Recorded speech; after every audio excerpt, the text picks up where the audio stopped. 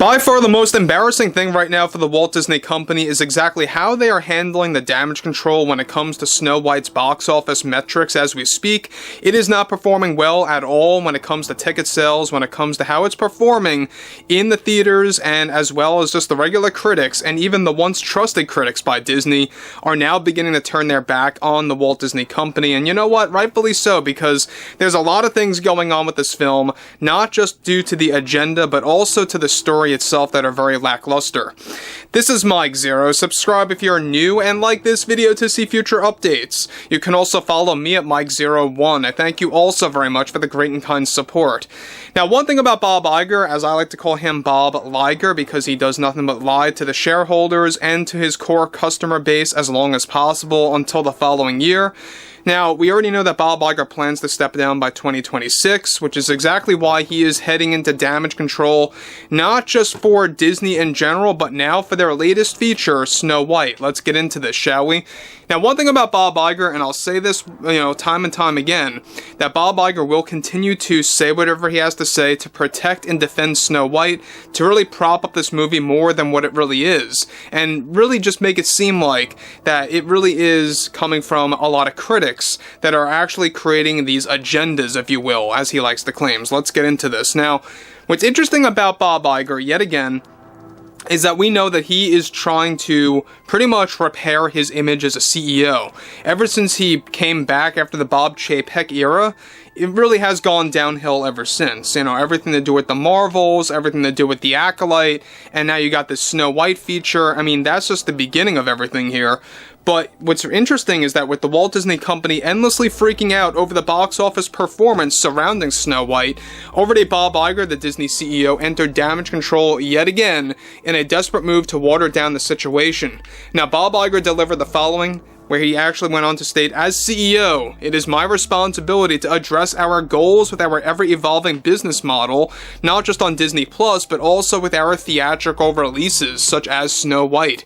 What we do not tolerate here at the Disney Company are false narratives that are obviously coming from the political landscape to hinder our success with a film that represents diversity, equity, and inclusion properly. We also take pride in equality with our films. Snow White, in particular, is a great example of that.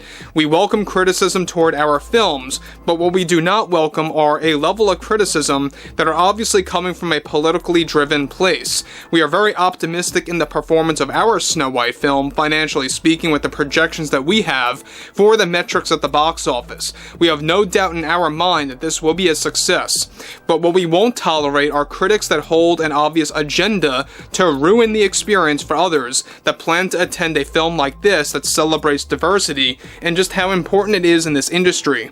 It is in my best interest to address our obstacles with the loud, opinionated side of the public that holds an obvious ulterior motive with this critique over this film. We ask everyone to let the product speak for itself and to let the story speak for itself, because here at the Walt Disney Company, we value to create and produce entertaining stories.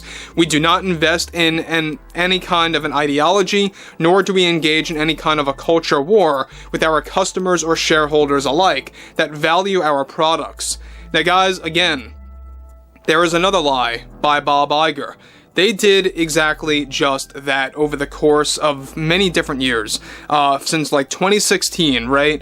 It all began really in 2015 if you really took a very close look, but it really began to blossom at 2016 with all of their nonsense, with their ideology, with their overall agenda. He's one to say that the critics are coming from, an agenda or coming from a place that holds an ulterior motive or a politically driven landscape. He has no clue what he's talking about, because that's exactly what Disney themselves have been doing for almost an entire decade at this point. Actually, a decade, maybe even more than that at this point.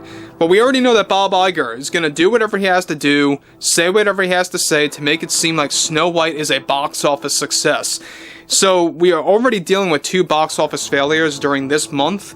We have The Alto Knights by Warner Brothers featuring Robert De Niro. That bombed at the box office terribly, a lot worse than Snow White. But Snow White is another example, and it could very well do, worse than the Dumbo feature, based on the way things are going on right now. But we aim to, of course, you know, really kind of shape up everything to do with all of these studios. You know, that's exactly why the public is speaking up. That's why a lot of people, you know, within the general public are speaking their mind now, because they're fed up with the way things are going by the studios within the film industry. So he goes on to actually move on forward by stating the following yet again: "We do not respect critics that hold on to any kind of a false narrative on their part. We here at the Disney Company still believe that diversity, equity, and inclusion is the best path to create a fair and balanced story to entertain so many around the world that come from different ethnic backgrounds. We also thought it was necessary to let go from the source material in order to create an unexpected story that provides some changes to the popular tale. We ask everyone to actually let that sink in and to let out all the noise and to actually value the fact that we were able to bring a return to an iconic Disney character in a way that fits the times. It's best to ignore the noise out there."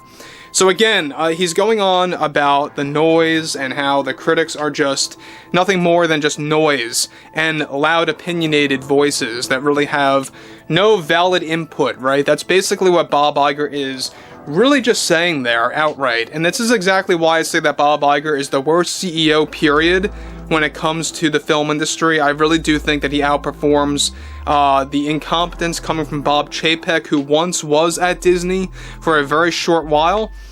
But at the end of the day, we all knew that Bob Iger was going to return, right? We all saw that coming once Chapek stepped in.